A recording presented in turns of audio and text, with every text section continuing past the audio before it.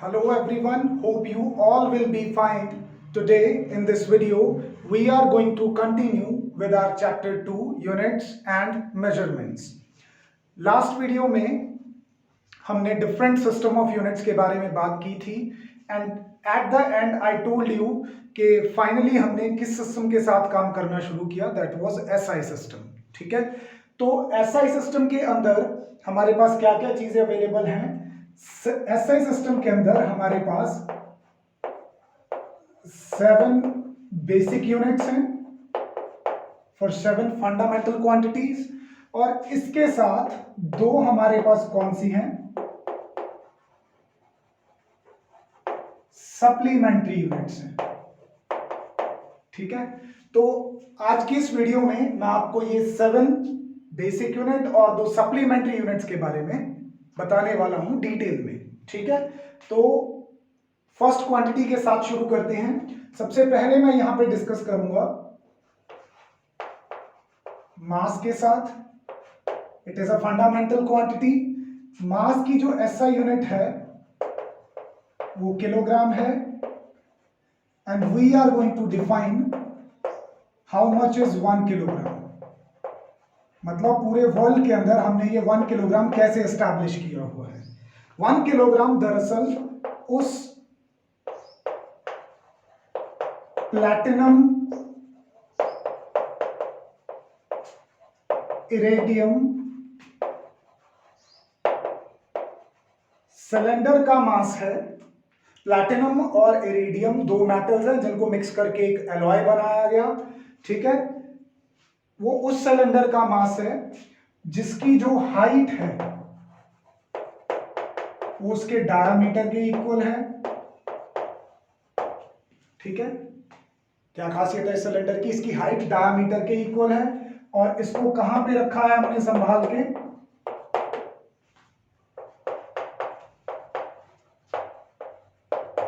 International, कहां रखा है, international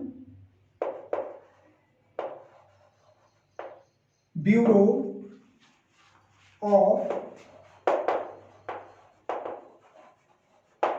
weights and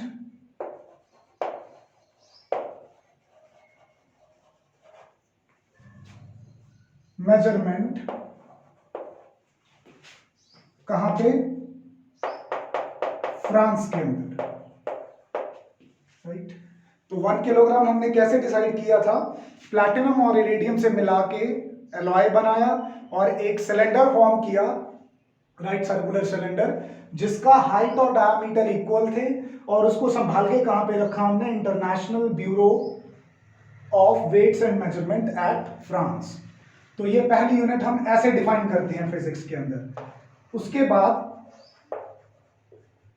length. Length की ऐसा यूनिट क्या है, मीटर, यानी कि हमें यहां पे किसको डिफाइन करना है,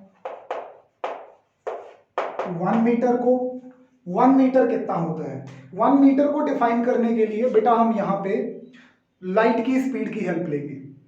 नाउ यू नो दैट कि जो स्पीड ऑफ लाइट होती है उसको रफली हम ज्यादातर जो 10th तक यूज करते थे वो 3 × 10⁸ मीटर पर सेकेंड यूज करते थे। मतलब ये आपका, अगर मैं बताऊं इन सिंपल सिस्टम, ये बनता है आपका 30 करोड़ मीटर पर सेकेंड।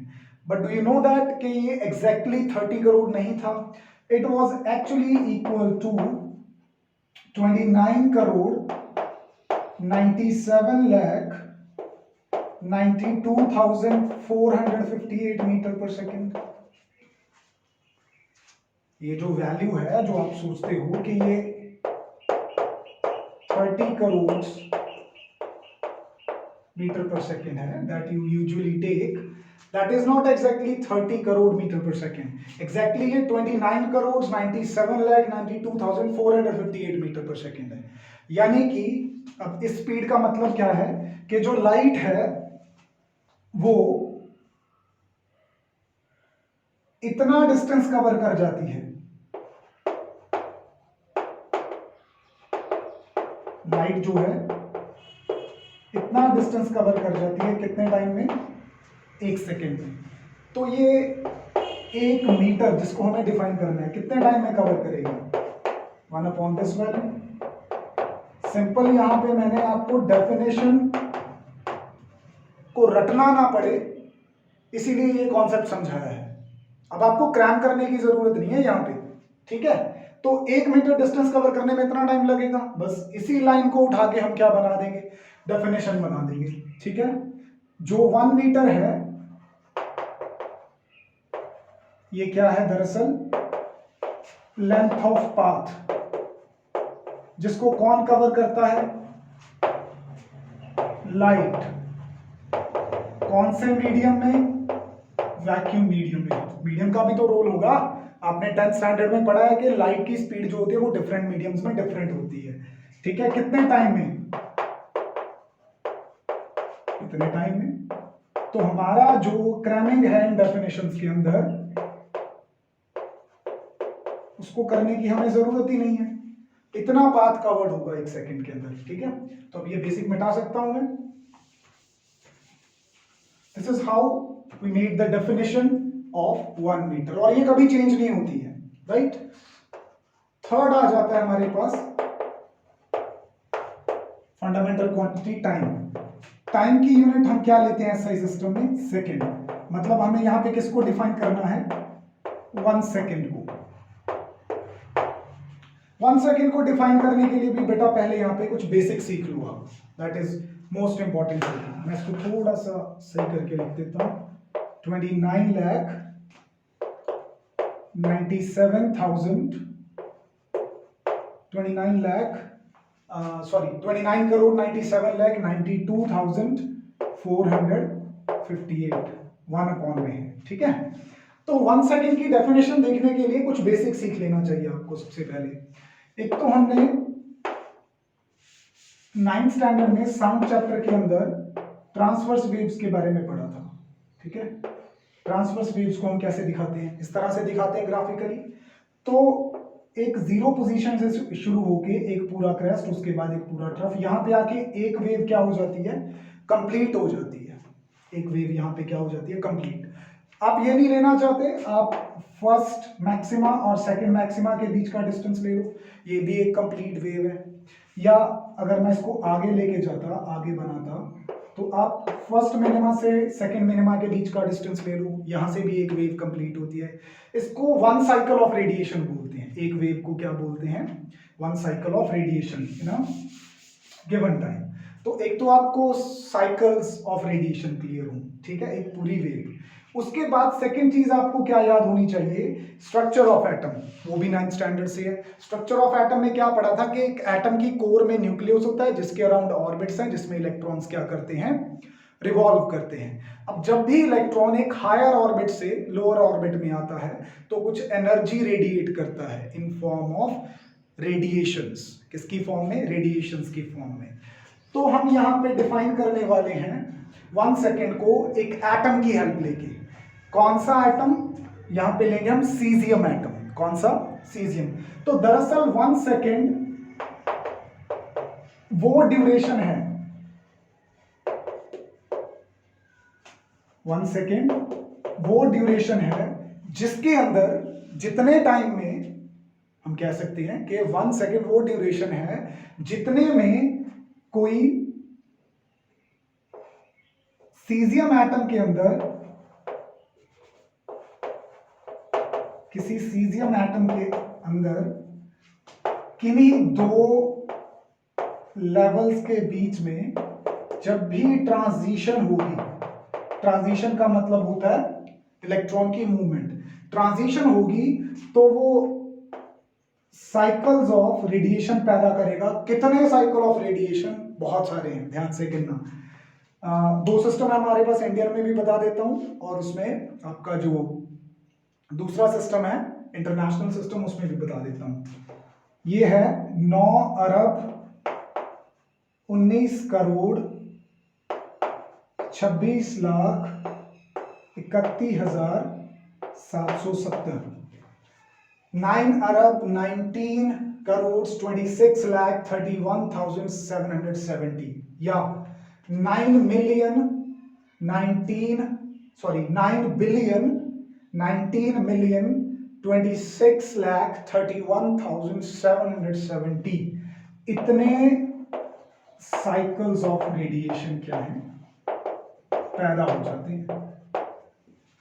एक सेकेंड वो समय है जिसके दौरान किसी सीजियम एटम के दो लेवल्स में ट्रांजिशन होने की वजह से इतने साइकिल ऑफ रेडिएशन पैदा हो जाते हैं। It is that time and you will be surprise to know कि इतना डिफिकल्ट स्टैंडर्ड रखने का फायदा क्या है। This does not change with time. World की अगर कोई सबसे एक्यूरेट क्लॉक है तो एटॉमिक क्लॉक है। Caesium atomic clock is the world's most accurate clock. जब भी साइंटिफिक लेवल पे काम होता है तो इस क्लॉक का इस्तेमाल करके किसी भी प्रोसेस का टाइम देखा जाता है। That is why we have chosen this standard. उसके बाद फटाफट से चौथी यूनिट में यहां पे डिफाइन करूंगा टेम्परेचर की। टेम्परेचर की जो ऐसा यूनिट है वो केल्विन है। मतलब हमें यहां पे किसको डिफाइन करना है, 1 केल्विन को डिफाइन करना है। 1 केल्विन को भी डिफाइन करने के लिए कुछ बेसिक सीखना होगा। एक चीज सीखनी है बस यहां पे, ट्रिपल पॉइंट ऑफ वाटर। क्या होता है ट्रिपल पॉइंट ऑफ वाटर? देखो बेटा, वाटर जो है ये एक मैटर है, इसकी 3 स्टेट्स हैं, solid, liquid, gas. Solid in form of ice, liquid in form of water itself, gas in form of vapour, right. तो एक ना ऐसा टेम्परेचर एग्जिस्ट करता है नेचर में जिस टेम्परेचर पे ये तीनों स्टेट साइमल्टेनियसली एक ही समय पे एग्जिस्ट करती हैं। You will be surprise to know this कि ऐसा कौन सा टेम्परेचर है जिस पे पानी अपनी तीनों स्टेट्स में होता है। वो टेम्परेचर है 0 डिग्री सेल्सियस। कितना है? 0 डिग्री सेल्सियस। कैसे? 0 डिग्री सेल्सियस पे अगर आपके पास आइस है तो उसकी टॉप लेयर जो होती है वो वेट होती है, मतलब किस फॉर्म में हो गई, लिक्विड में, और उससे कुछ फ्यूम्स निकल रही होती हैं तो वो किस फॉर्म में हो गया, वेपर फॉर्म में। तो ट्रिपल पॉइंट ऑफ वाटर जो है ये दरअसल वो टेम्परेचर होता है जिसमें वाटर अपनी 3 स्टेट्स में, that is why the name is triple point, तीनों स्टेट्स में को एग्जिस्ट करता है, एक साथ एग्जिस्ट करता है। तो हमें पता है कि जो अपना 0 डिग्री सेल्सियस है ट्रिपल पॉइंट ऑफ वाटर, इसको अगर मैं केल्विन में कन्वर्ट करूं तो इसके अंदर क्या ऐड कर दूंगा, हमने तो सीखा है ये 10th स्टैंडर्ड में, 9th स्टैंडर्ड में, 273.16। तो ये कितना आंसर आ जाएगा, 273.16 केल्विन। तो मैं इसको कैसे डिफाइन करूंगा कि 1 kelvin is the fraction of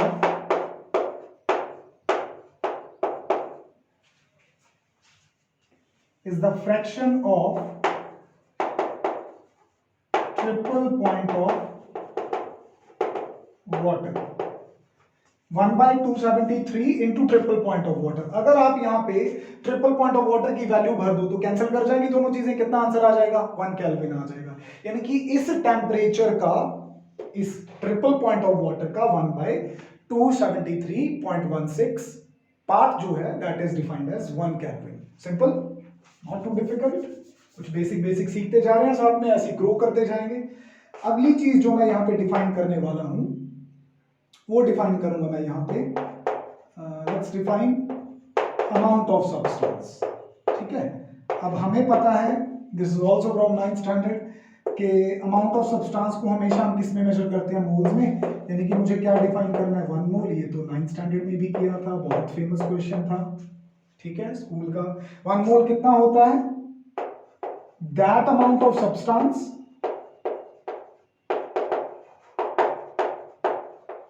जिसके अंदर, दैट अमाउंट ऑफ सब्सटेंस जो कंटेन करता है अपने आप में पार्टिकल्स को। यहां पे एक नया वर्ड सीख लेते हैं, एंटाइटीज। ये मॉलिक्यूल्स भी हो सकते हैं, एटम्स भी हो सकते हैं, कोई भी कलेक्शन हो सकती है, ठीक है। इक्वल टू कितनी, एवोगैड्रो नंबर। एवोगैड्रो नंबर तो सबको याद होगा, क्या होता था, 6.022 into 10⁻23, है ना। तो 1 मोल ऑफ सब्सटेंस मतलब उतनी अमाउंट से है जिसके अंदर उस सब्सटेंस के इतने पार्टिकल्स प्रेजेंट हो गए। अगर कंपाउंड है कंपाउंड 1 मोल की बात करें तो उसमें इतने नंबर ऑफ मॉलिक्यूल्स होने चाहिए। अगर एलिमेंट की बात करें तो अगर मतलब हम कहें कि एलिमेंट 1 मोल है तो उसके अंदर इतने नंबर ऑफ एटम्स होने चाहिए, right. This is how we define amount of substance. Next unit जो हम डिफाइन करेंगे वो यहाँ पे डिफाइन करेंगे इलेक्ट्रिक करंट। याद रखना बेटा ये बेसिक क्वांटिटीज हैं, ये फंडामेंटल हैं, ठीक है। तो इलेक्ट्रिक करंट की जो ऐसा यूनिट है वो हमने 10th में पढ़ी थी, क्या होती है, एम्पियर। मतलब हम यहाँ पे किसको डिफाइन करने वाले हैं, 1 एम्पियर को, ठीक है। 1 एम्पियर को मैं यहाँ पे डिफाइन करूंगा अगेन आपकी हेल्प से। Magnetic effect of electric current हम जानते हैं, 10th स्टैंडर्ड में पढ़ के आए हैं कि जब भी किसी कंडक्टर के अंदर इलेक्ट्रिक करंट फ्लो होता है तो ये मैग्नेट की तरह बिहेव करने लगता है। अब सपोज मेरे पास ऐसे दो कंडक्टर्स है, one is this, second is this. अगर दोनों में इलेक्ट्रिक करंट पास करेगा तो दोनों किसकी तरह बिहेव करेंगे, मैग्नेट की तरह, राइट। अब क्या होता है जब दो मैग्नेट्स को पास में लाते हैं, वो तो सर डिपेंड करता है। अगर आप सेम पोल्स ला रहे हो तो रिपेल करेंगे, अपोजिट पोल्स ला रहे हो तो एक दूसरे को अट्रैक्ट करेंगे। नॉर्थ नॉर्थ के पास आएगा तो रिपेल, साउथ साउथ के पास आएगा रिपेल। अगर नॉर्थ साउथ के पास या साउथ नॉर्थ के पास आएगा तो अट्रैक्ट। यहां पे कुछ वैसे ही फिनोमेना से हम इस डेफिनेशन को एक्सप्लेन करेंगे। देखो बेटा, अट्रैक्ट या रिपेल करना मतलब पुश या पुल करना, और पुश और पुल क्या होता है, फोर्स। तो यहाँ पे फोर्स की भी बात होगी। आपके पास दो कंडक्टर्स हैं, ठीक है, इनकी जो थिकनेस है इनके बीच के डिस्टेंस के कंपैरिजन में निग्लिजिबल है। मतलब ये जो इनके बीच का डिस्टेंस है, ये डिस्टेंस इनकी खुद की थिकनेस से, इनकी खुद के डायमीटर के कंपैरिजन में बहुत ज्यादा है। तो आप इनकी थिकनेस को इग्नोर कर सकते हो, आप इसको बहुत पतला सा मान सकते हो, ठीक है। अगर आपके पास दो कंडक्टर्स हैं, दोनों कंडक्टर्स में अगर आप कुछ करंट मेंटेन करते हो, कितना, 1 एम्पियर मेंटेन करके रखना है। इन कंडक्टर्स को आपस में दूर रखते हो 1 मीटर, कितना दूर, 1 मीटर। और आसपास क्या प्रेजेंट है दोनों कंडक्टर्स के, एयर या वैक्यूम हो सकता है, ठीक है। तो ये दोनों कंडक्टर एक दूसरे को अट्रैक्ट करेंगे अगर दोनों में करंट ऊपर को जा रहा है, ठीक है। और एक दूसरे को रिपेल करेंगे अगर एक में ऊपर जा रहा है दूसरे में नीचे, या पहले में नीचे जा रहा है दूसरे में ऊपर, तो दोनों एक दूसरे को क्या करेंगे, रिपेल। बिल्कुल मैग्नेट वाला केस हो गया। कितनी फोर्स से अट्रैक्ट या रिपेल करेंगे, 2 × 10⁻⁻7 न्यूटन। तो वहीं से हम 1 एम्पियर को क्या कर देते हैं, डिफाइन कर देते हैं। 1 ampere is that constant current, ये उतना कांस्टेंट करंट है जिसको जब मेंटेन किया जाए, कहां पे, इनटू पैरेलल कंडक्टर्स, ठीक है, जिनको रखा गया है आपस में 1 मीटर डिस्टेंस पे। किसमें रखा गया है, वैक्यूम में रखा गया है। और जब इनको वैक्यूम में रखा है ऐसे, तो एक दूसरे को क्या करेंगे, या तो अट्रैक्ट कर सकते हैं या रिपेल कर सकते हैं, वो डिपेंड करता है करंट की डायरेक्शन पे। कितनी फोर्स के साथ, 2 × 10⁻⁻7 न्यूटन्स। Simple definition. ये उतना करंट है जिसको जब मेंटेन किया जाता है दो पैरेलल कंडक्टर्स में, जो कि एक दूसरे से 1 मीटर दूर रखे गए हैं, कहां पे, वैक्यूम में, एक दूसरे को अट्रैक्ट या रिपेल करेंगे। वो उसको छोड़ देते हैं कि कब अट्रैक्ट करेंगे कब रिपेल करेंगे। अट्रैक्ट या रिपेल करेंगे कितनी फोर्स के साथ, 2 × 10⁻⁻7 न्यूटन फोर्स के साथ। तो आप सोचोगे कि सर आप ये नंबर्स कहां से ला रहे हो, अभी तो आप ऐसे ही याद रखो इनको। पूरे 2 साल की फिजिक्स में डेवलपमेंट होगी इन चीजों की, ठीक है। इसके लिए +2 में आएगा फॉर्मूला, +2 में फिर से हम 1 एम्पियर डिफाइन करेंगे बाय द सेम कॉन्सेप्ट। अभी आप ऐसे ही याद रखो इसको। तो ये 5 डेफिनेशंस करने के बाद 6, एक लास्ट बचती है ल्यूमिनस इंटेंसिटी की। Let's define it also. Luminous intensity क्या होती है बेटा, देखो घर में बल्ब लगा हुआ है या आपके पास टॉर्च है सपोज करो, जब आप उसको ऑन करते हो तो उस लाइट सोर्स से लाइट बाहर निकल के फैलती है सभी दिशाओं में, ठीक है। तो वो कितनी लाइट स्प्रेड हो रही है, कितनी रोशनी है उसकी, ठीक है। तो उसको हम किस में मेजर करते हैं, उसको हम मेजर करते हैं ल्यूमिनस इंटेंसिटी के अंदर। किस में मेजर करते हैं, ल्यूमिनस इंटेंसिटी। ये हमारी लास्ट बेसिक डेफिनेशन है ल्यूमिनस इंटेंसिटी। कई बार अगर आप किसी बल्ब के पैकेजिंग के ऊपर पढ़ो तो वहां पे हो सकता है कि आपको ये देखने को मिल जाए luminous intensity is equal to some value, bulbs के ऊपर, ट्यूबलाइट्स के ऊपर, जो भी लाइट सोर्स है आपके, ठीक है, उनके ऊपर हो सकती है। एंटीनास में इंपॉर्टेंट है, जो आपके वाईफाई काम करते हैं, मोबाइल टावर्स होते हैं, वहां पे हम रेडिएंट इंटेंसिटी की बात करते हैं, यहां पे भी करेंगे, ठीक है। ल्यूमिनस इंटेंसिटी की जो यूनिट है वो आपको नाम थोड़ा अटपटा सा लगेगा, कैंडेला, ठीक है। कैंडेला वर्ड बना है कैंडल से, कैंडल आल्सो प्रोड्यूसेस लाइट, सो रिलेटेड है कैंडेला। तो हमें यहां पे बेसिकली डिफाइन करना है वन कैंडेला को। वन कैंडेला कितना होता है? One candela is actually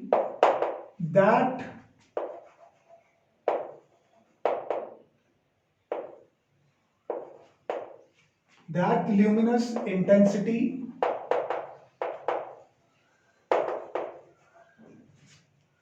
of source, थोड़ा रिफ्रेम कर सकते हैं इसको, one candela is the luminous intensity of that source. कौन सा सोर्स? जो कि क्या प्रोड्यूस कर रहा है, क्या प्रोड्यूस कर रहा है ये सोर्स?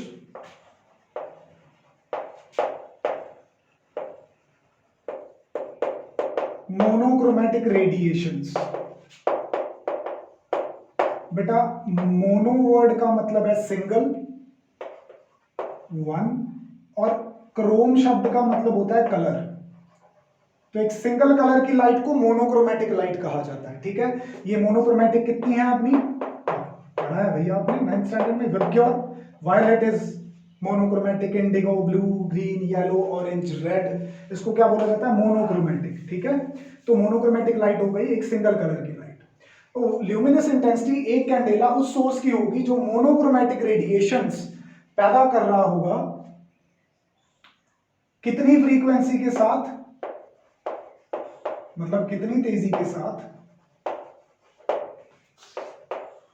ये पैदा कर रहा होगा? 540 ये था अपना into 10⁻12 hertz.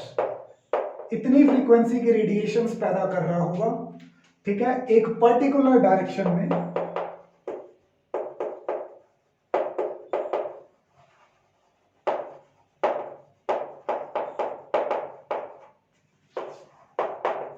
With radiant intensity, वो जो लाइट पैदा हो रही होगी उसकी रेडियंट इंटेंसिटी क्या होगी? 1/683 वॉट पर स्टेरेडियन। अब यहां पे फिर पंगा कि सर एक तो ये वर्ड नया सुना है, एक वॉट चलो सुना है, energy per unit time what होती है, तो हम ये एज्यूम कर सकते हैं कि सर बल्ब ग्लो कर रहा है, एनर्जी छोड़ रहा है पर सेकंड, तो एनर्जी पर सेकंड को आपने वॉट बोल दिया होगा। एक ये स्टेरेडियन क्या है? तो बेटा ये दो चीजें आपके लिए थोड़ी सी नई हो गई, इनको समझ लेते हैं फटाफट से। देखो रेडियंट इंटेंसिटी होती है कि जब कोई लाइट सोर्स, अब यहां से सपोज करो बल्ब है ये आगे मेरे मार्कर होल्डर में, ठीक है, इसमें चौक होल्डर में आगे अगर बल्ब है तो ये बल्ब क्या पैदा करेगा? लाइट पैदा करेगा। लाइट ऐसे फैलती जाएगी, ठीक है। तो मैं अगर एक पर्टिकुलर जगह पे खड़ा होकर देखूंगा, मैं वहां पे देखना चाहूंगा कि कितनी लाइट की बौछार मेरी तरफ आ रही है। उसको देखने के लिए हम क्या यूज करते हैं? Radiant intensity. कई बुक्स इनको रेडियंट फ्लक्स भी बोल देती हैं। क्या बोल देती हैं? Radiant flux. ये किन दो चीजों पे डिपेंड करता है? एक तो कितना पावरफुली लाइट आ रही है, जितनी ज्यादा पावरफुली आएगी उतनी ज्यादा रेडियंट इंटेंसिटी होगी। दूसरा, आप जहां पे खड़े होके देख रहे हो उस जगह का एरिया कितना है, और वो एरिया, दैट एरिया, वो इस बल्ब के साथ 3 डायमेंशनल एंगल कितना बना रहा है। ये आपके लिए बिल्कुल नया कॉन्सेप्ट है, इसके बाद ही समझाने वाला हूं मैं। 3 डायमेंशनल एंगल्स पहली बार करोगे आप अपनी लाइफ में। 3 डायमेंशनल एंगल्स को सॉलिड एंगल्स भी बोलते हैं। सॉलिड एंगल की जो यूनिट है वो स्टेरेडियन होती है, ठीक है। थोड़ा होल्ड करो, समझते हैं उसको बहुत अच्छे से एक एक्टिविटी के थ्रू। तो वन कैंडेला दरअसल ल्यूमिनस इंटेंसिटी होती है उस सोर्स की जो मोनोक्रोमेटिक रेडिएशंस पैदा करता है, एक सिंगल कलर की लाइट पैदा करता है, कितनी फ्रीक्वेंसी के साथ? 540 इंटू 10⁻12 हर्ट्ज के साथ, एक पर्टिकुलर डायरेक्शन में, कितनी रेडिएंट इंटेंसिटी के साथ? 1/683 वॉट पर स्टेरेडियन। रेडियन तो बेटा अपना पुराना कॉन्सेप्ट है, हालांकि आपने 6th स्टैंडर्ड से जब भी एंगल्स ड्रॉ किए हैं वो डिग्रीज में ड्रॉ किए हैं। Degree is not the SI unit of angle, radian is the SI unit of angle. करते हैं उसको discuss. So that's all about the 7 basic quantities in SI system. ये सीखने के बाद हम आगे बढ़ेंगे किसके ऊपर? Plane angle and solid angle के ऊपर। तो अब यहां पे कौन सी शुरू हो जाती है मेरी?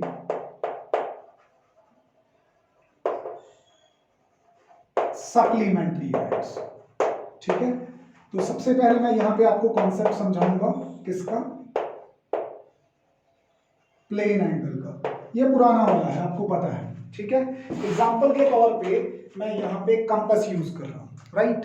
तो कंपास की ये 2 आर्म्स हैं, तो इन दोनों आर्म्स के बीच में ये जो एंगल ऑफ इंक्लिनेशन देख रहे हो, ये जो बना है, एक दूसरे से कितने एंगल के झुकाव पे हैं ये दोनों आर्म्स ऑफ कंपास। ठीक है, ये जो चीज है इसको बोलते हैं प्लेन एंगल। क्या बोलते हैं इसको? Plane angle. अगर मैं दोनों एजेस को मिला के, मतलब अगर ये इक्वल लेंथ के होते, एक कर्व ड्रॉ करूं तो क्या बनेगा मेरे पास? सर्कल बनेगा ना। तो हम यहाँ पे प्लेन एंगल को डिफाइन कैसे करते हैं कि अगर आपके पास ये 2 आर्म्स हैं, ठीक है, राइट, इन्होंने क्या सबटेंड की? एक आर्क सबटेंड की।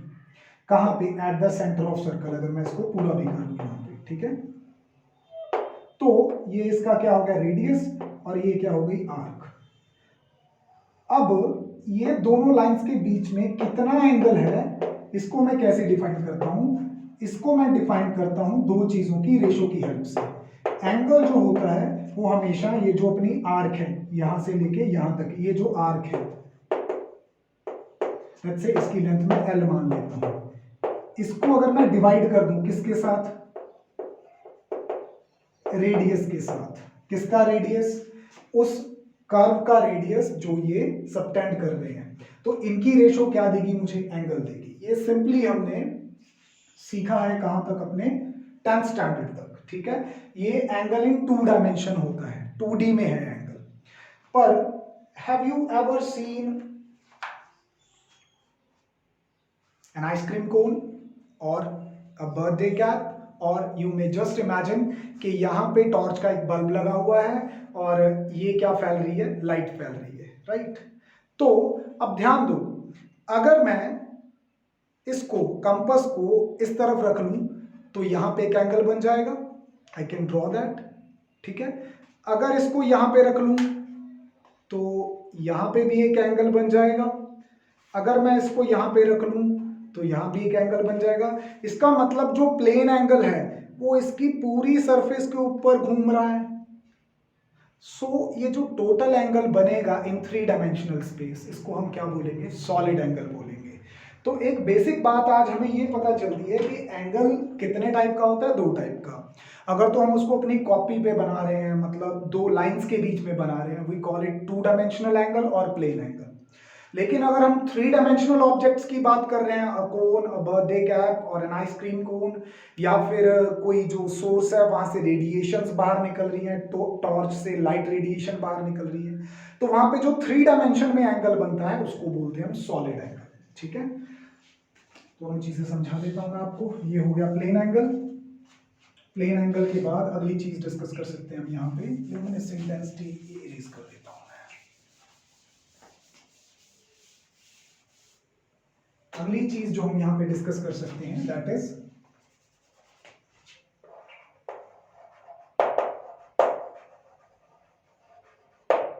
Solid angle. ठीक है, प्लेन एंगल तो था जो एंगल बिटवीन 2 लाइंस, और you can say in 2D। जो सॉलिड एंगल होता है ये एंगल किसमें होता है? 3 डायमेंशनल स्पेस में। ठीक है, किसमें? 3 डायमेंशनल स्पेस में। तो अब सबसे पहले जैसे प्लेन एंगल को तो थीटा के साथ डिनोट करते हैं, सॉलिड एंगल जो होता है इसको हम किसके साथ डिनोट करते हैं, ओमेगा के साथ। प्लेन एंगल की जो एसआई यूनिट है वो क्या होती है, रेडियन। ठीक है, अभी हमें 1 रेडियन को डिफाइन करना है, डोंट फॉरगेट दैट। अभी मैं इसको होल्ड करता हूं, पहले आप प्लेन एंगल और सॉलिड एंगल का कॉन्सेप्ट समझ लो। 1 रेडियन और 1 स्टे रेडियन को तो बाद में भी डिफाइन कर देंगे। और इसकी एसआई यूनिट क्या होती है, स्टे रेडियन। ठीक है, इसको सिंपली हम आर ए डी के साथ लिख देते हैं, इसको एस आर ए डी के साथ लिख देते हैं। ठीक है, या सिंपली एस आर के साथ भी लिख सकते हैं, राइट। तो कैसे डिफाइन करेंगे इसको, कि जो सॉलिड एंगल होता है वो दरअसल surface area divided by radius का स्क्वायर। सर किस चीज का सरफेस एरिया, क्या सरफेस एरिया लिया है यहाँ पे आपने, मैं वही चीज वापस उठा लेता हूं। देखो, इमेजिन करो अब ये कोन नहीं है, अब ये मेरे हाथ में, इस हाथ में एक टॉर्च है और यहाँ टॉर्च के इस पोर्शन पे क्या लगा हुआ है, एक बल्ब लगा हुआ है, राइट। अगर इस बल्ब को ऑन कर दिया जाए तो यहाँ से क्या निकलेगी, लाइट निकलेगी। तो ये जो कोन है, इमेजिन करो कि इस टाइम पे किसको रिप्रेजेंट कर रहा है, ये रिप्रेजेंट कर रहा है लाइट को, वो जो लाइट बाहर निकल रही है। ठीक है, तो ये स्टार्टिंग पॉइंट, ये सोर्स हो गया जहां से लाइट चली है। ठीक है, हमें देखना है कि यहाँ पे ये 3 डायमेंशनल एंगल जो इसके अंदर बन रहा है वो कितना बन रहा है। तो मैं कैसे देखूंगा, मैं देखना चाहता हूं इसको यहाँ पे इतनी दूर, मतलब यहाँ पे सोर्स है और मैं यहाँ पे खड़ा हूं, इस एज पे देखना चाहता हूं। तो ये जो मेरे सामने फैलाव हुआ है इस सर्कल का, इस सरफेस का, इसका यहाँ पे एरिया कितना है। लेट्स से कि ये वाला सर्कल था यहाँ पे, ठीक है, इसका एरिया डिवाइडेड बाय, फिर उसके बाद सोर्स से लेके मेरे ऑब्जर्वेशन तक, जहां सोर्स था और जहां मेरी ऑब्जर्वेशन है, इनके बीच में ये डिस्टेंस है, इसको बोलते हैं रेडियस। तो क्या समझ क्या रहे हो यहाँ पे, अगर मैं इसको यहाँ पे चेक करता हूँ तो ये इसका क्या हो गया, एरिया, और ये इसका क्या हो गया, रेडियस। ठीक है, अगर मैं और दूर चला जाऊंगा तो लाइट और ज्यादा फैलेगी, इसका मतलब है कि सरफेस और ज्यादा बड़ी हो जाएगी। पर सरफेस के साथ साथ ये भी तो देखो कि ये रेडियस भी तो बढ़ेगा, मतलब इसका स्क्वायर भी बढ़ेगा। तो लेकिन ये एंगल क्या रहने वाला है, मतलब दोनों का जो आंसर आने वाला है वो क्या होने वाला है, constant. And I am going to show you with one example. ठीक है, तो इसको बोलते हैं स्टे रेडियन। अब मैं यहां पे सबसे पहले डिफाइन करता हूं 1 रेडियन को, 1 रेडियन के बाद हम किसको डिफाइन करेंगे, 1 स्टे रेडियन को। Right, 1 radian is that plane angle which is subtended by an arc. ठीक है, 1 रेडियन आंसर आपके पास कब आएगा बेटा, जब आपकी आर्क की लेंथ कितनी होगी, उतनी जितना ही क्या है, रेडियस। इसका मतलब अगर ये जो आर्क है, लेट्स से ए बी, और ये जो रेडियस है, रेडियस तो दोनों इक्वल है, चाहे आप ओ ए ले लो चाहे ए, अगर आपकी आर्क की लेंथ और रेडियस इक्वल हो जाते हैं तो उनके डिवीजन से जो आपके पास आंसर आएगा that will be 1 radian. So 1 radian is that plane angle जिसको किसने सबटेंड किया, सबटेंडेड बाय एन आर्क। इस आर्क की लेंथ जो थी वो किसके इक्वल थी, रेडियस के। और कहां पे देखा है ये हमने,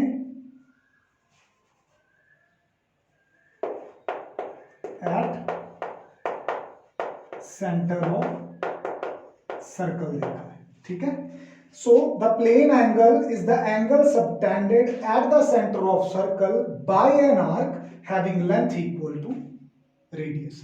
इसी तरह से हम यहां पे क्या डिफाइन कर देंगे, 1 स्टे रेडियन। 1 स्टे रेडियन को कैसे डिफाइन करेंगे,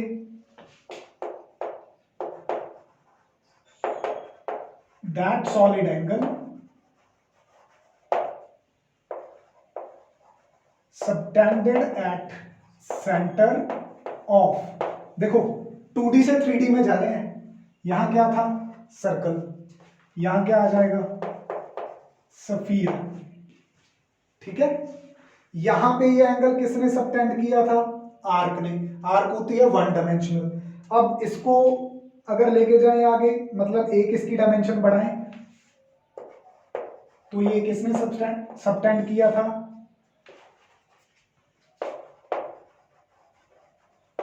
bye a surface of sphere ने, एक सरफेस ऑफ सफियर ने सबटेंड किया था, जिसका जो एरिया है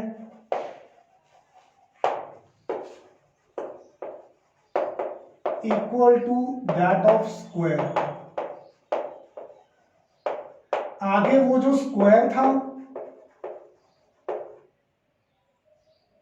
उसकी जो साइड है वो किसके इक्वल है, रेडियस के इक्वल है। कौन सा रेडियस, सफियर का रेडियस। तो बहुत सारी चीजें याद रखने के लिए ध्यान दो। 1 radian is that plane angle which is subtended at the center of circle by an arc having length equal to radius। एक ऐसा एंगल जो कि सेंटर ऑफ सर्कल पे सबटेंड हुआ है, किसने किया है, एक आर्क ने किया है। कहां पे, ओ पे। इस आर्क की जो लंबाई है, ए बी की जो लेंथ है वो रेडियस के इक्वल है। This is called 1 radian. 1 steradian क्या होता है, वो सॉलिड एंगल जिसको सबटेंड किया है किसी सरफेस ने, कहां पे, eight the centre of sphere. ये सरफेस कौन सी है, उसी सफियर की है, ठीक है। मतलब एक डायग्राम के थ्रू अगर मैं दिखाऊं कि ये मेरे पास यहां पे एक सरफेस है, ठीक है।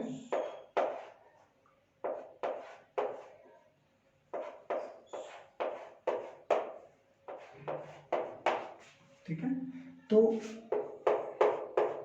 ये जो सरफेस आप देख पा रहे हो, इसने सेंटर पे कितना एंगल सबटेंड किया, ये 3 डायमेंशन में, ये 3 डायमेंशन में। वो किस पे डिपेंड करता है, इसके सरफेस एरिया पे और डिवाइडेड बाय ये जो हमारा रेडियस है इसके स्क्वायर पे, राइट। एक क्वेश्चन करते हैं, फटाफट से समझ आ जाएगा हमें इसी का, just to make it more clear, nothing else. Find the solid angle of a sphere. हमारे पास एक सफियर है, एक फुटबॉल है या क्रिकेट बॉल है which is spherical in shape. उसका हमें क्या फाइंड आउट करने को बोला गया है, सॉलिड एंगल फाइंड आउट करने को बोला गया है। हमें पता है कि सॉलिड एंगल किसके बराबर होता है, सरफेस एरिया बाय रेडियस का स्क्वायर। अब जो सफियर होगा उसमें से आप एक छोटा सा पीस काट लो, जैसे फुटबॉल पे बने होते हैं पैटर्न्स, एक पॉलीगन निकाल लो। उस पॉलीगन का एरिया डिवाइडेड बाय स्क्वायर। पर हमें तो उतने हिस्से का नहीं निकालना, हमें तो पूरे सफियर का निकालना है। पूरे सफियर का सरफेस एरिया कितना होता है बेटा, yes you are right, it is 4 pi r square. और उस सफियर का रेडियस खुद कितना था, आर स्क्वायर। तो आर स्क्वायर के साथ आर स्क्वायर क्या हो गया, कैंसिल। तो solid angle of a sphere हमारे पास कितना होता है, 4 पाई। ये तो आगे वैल्यू, उसकी यूनिट लिखोगे स्टे रेडियन। तो ये बेसिकली आपने क्या देखा है, 3 डायमेंशनल एंगल देखा है, किसका, एक सफियर का, ठीक है। This is the concept of plane angle and solid angle, right. आगे बढ़ते हैं। अब एसआई सिस्टम की एडवांटेजेस क्या क्या है। बहुत सारी एडवांटेजेस है हमारे पास एसआई सिस्टम की।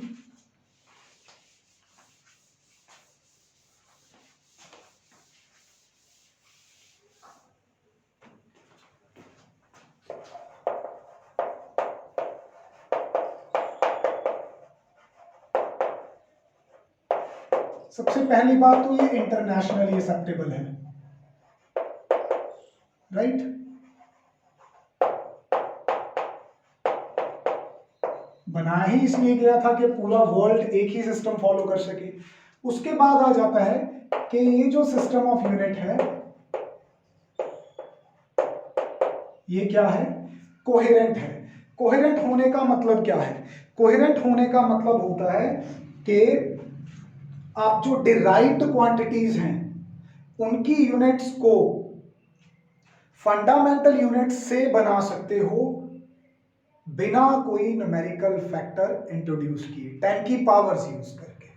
ठीक है, कोहेरेंट के बाद अगला आ जाता है कि मीट्रिक है सिस्टम।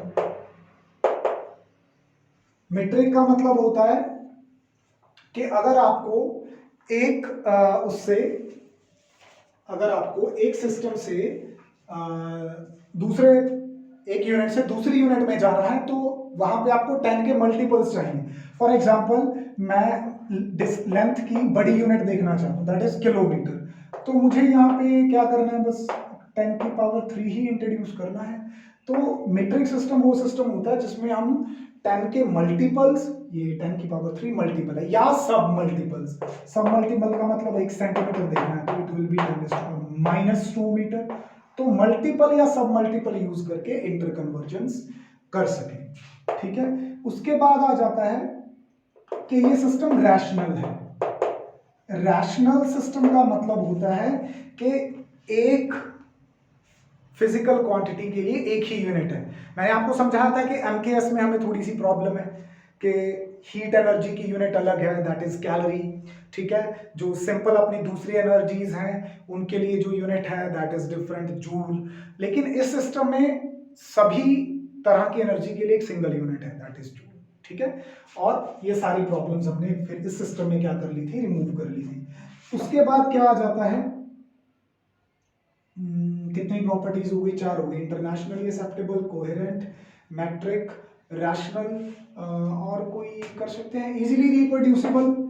इसके जो स्टैंडर्ड्स हमने मेंटेन किए हैं उनकी कॉपीज बनाना आसान है। So these are the 5 advantages of using SI system. ठीक है, अभी फाइनली हमने जो ये मीट्रिक सिस्टम कहा है इसको सीख लें, क्योंकि न्यूमेरिकल्स तभी पॉसिबल है अगर आपको कन्वर्जेंस आती है, ठीक है, यूनिट्स की। तो उसके लिए मैं आपको सिंपली सिखाऊंगा एक मंत्र। ठीक है, इसको याद कर लो, 2 साल मजे से रहोगे, न्यूमेरिकल गलत नहीं होगा। ठीक है, सबसे बड़ी प्रॉब्लम आती है कि मिली, सेंटी, डेसी, किलो, हेक्टा ये दिए हो तो उसको नॉर्मलाइज कैसे करना है। तो पहले मैं आपको सिखाऊंगा, चलो पहले मल्टीपल सिखाता हूं। ठीक है, मल्टीपल में क्या होता है कि 10⁻⁴ को हम बोलते हैं डेका। क्या बोलते हैं, डेका। और लिखते कैसे हैं इसको, डी ए के साथ। 10⁻² को बोलते हैं हम हेक्टा, एच के साथ लिखते हैं। 10⁻³ को लिखते हैं हम किलो, के के साथ। ठीक है, 10⁻⁶ को लिखते हैं हम मेगा, किसके साथ, कैपिटल एम के साथ। Keep in mind Deka, hecta, kilo small में है, मेगा का सिंबल एम कैपिटल में। 10⁻⁹ गीगा, कैपिटल जी। 10⁻12 इसको बोलते हैं टेरा, कैपिटल टी के साथ। 10⁻15 को लिखते हैं पीटा, कैपिटल पी के साथ। और 10⁻18 को लिखा जाता है एक्सा, किसके साथ, ई के साथ। एग्जाम्पल के तौर पे कोई मुझे कह दे 100 डेका ओहम, तो इसका मतलब पता है क्या होगा, 100 DA ओहम। और DA का मतलब क्या होता है, हम तो सीख चुके हैं। DA डेका का मतलब होता है 10⁻⁴, मतलब ये। तो यानी कि वो बात कर रहा था 1000 ओहम की। देखो कन्वर्जेंस आसान हो गई ना, अगर ये नॉर्मलाइजिंग फैक्टर पता है हमें। 100 डेका ओहम का मतलब है 1000 ओहम, राइट। इस तरह से अगर कोई कहे कि कोई पावर प्लांट है और वो प्रोड्यूस करता है 5000 मेगा वॉट इलेक्ट्रिसिटी, तो मेगा का मतलब आप समझ जाओगे वहां पे कि मेगा का मतलब है 10⁶, यानी कि 5000 इंटू 10⁶, या 5 into 10⁹ which becomes your giga. तो आप चाहे उसको 500 मेगावाट बोल दो, चाहे 5 इंटू 10⁹ वॉट बोल दो, चाहे 5 गीगावाट बोल दो। तो इस तरह की कन्वर्जन इंपॉर्टेंट है। मल्टीपल्स के बाद फाइनली बारी आती है किसकी? सब मल्टीपल्स की। सब मल्टीपल्स का कॉन्सेप्ट भी इजी है बेटा, ध्यान दिया आपने पैटर्न में 1 2 3, उसके बाद 3 का टेबल चल रहा है, ठीक है। Deca, hecta, kilo, mega, giga, tera, peta, exa, इसको किसी मंत्र की तरह याद कर लेना, ठीक है। तो this is what you have to remember as it is, ठीक है। कोई निमानिक मिल जाए इसका वो देख लेना, अदरवाइज सिंपली इसको याद कर लेना। यहाँ पे भी सिंपल है, 10⁻⁻1, 10⁻⁻2, 10⁻⁻3। यहाँ तक तो नॉर्मल है। उसके बाद 3 के मल्टीपल 10⁻⁻6, -9, -12 और -15। 10⁻⁻1 का मतलब होता है डेसी, किसके साथ लिखते हैं? डी के साथ। 10⁻2 का मतलब होता है सेंटी, किसके साथ लिखते हैं? सीएम के साथ। 10⁻⁻3 का मतलब होता है मिली, किसके साथ लिखते हैं? स्मॉल एम के साथ। 10⁻⁻6 क्या होता है बेटा? माइक्रो। इसके लिए जो सिंबल है, it is not from English, it is from Greek, mu. क्या प्रोनाउंसिएशन है इसकी? म्यू, मतलब इसकी साउंड क्या है? म्यू। 10⁻⁻9 नैनो, किसके साथ लिखते हैं? एन के साथ। 10⁻⁻12 पिको, किसके साथ लिखते हैं? स्मॉल पी के साथ। 15 फेम्टो, स्मॉल एफ के साथ लिखते हैं। 10⁻⁻18 होता है एटो, किसके साथ लिखते हैं? ए के साथ। एग्जाम्पल के तौर पे कोई मुझे कहता है कि इस पाथ की जो, या इस मार्कर की जो लेंथ है, वो लेट्स से कोई भी एग्जाम्पल, कुछ भी रैंडमली यहाँ पे कोट कर दो कि 10 सेंटीमीटर है यहाँ पे, ठीक है। तो मैं इसको कैसे लिखूंगा? 10 cm। अगर इसको मीटर में कन्वर्ट करना है तो सेंटी का देखो क्या था भाई? 10⁻⁻2 था, तो इसको लिख लो 10 इंटू सेंटी, सी की जगह 10⁻⁻2, मीटर वैसे ही आ गया। तो ये बन गया मेरा 10⁻⁻1 मीटर्स। न्यूमेरिकल्स में इनका बहुत फायदा होने वाला है।